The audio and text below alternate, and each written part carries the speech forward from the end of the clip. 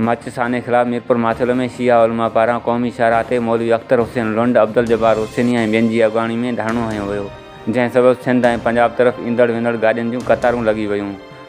मुज़ाहिरे में शामिल मुज़ाहिरीन वाक़े में मुलवस दहशतगर्दनि ख़िलाफ़ नारेबाज़ी कंदे सरेआम फाही ॾियण जो मुतालबो कयो। उन मौक़े ते अॻवाननि जो चवणु हो त बलूचिस्तान हुकूमत जी नाअहली सबबि मच वारे इलाइक़े में हज़ारा बिरादरी सां तालुक़ शियनि खे दहशतगर्दनि कोयले जी खाण में पोरियो कंदड़ पुरियतनि खे अॻवाबाद क़तल करे छॾियो। वाक़े खे 5 ॾींहं थी विया आहिनि, पर हुकूमत जवाबदारनि खे गिरफ़्तार नाहे कयो ऐं ना ई शहीदनि जे वारसनि जा मुतालबा मञिया विया आहिनि। हुननि वज़ीर आज़म पाकिस्तान इमरान ख़ान खां घुर कई आहे त मक़तूलनि जे वारसनि खे इंसाफ़ ऐं तहफ़्फ़ुज़ फ़राहम कयो वञे।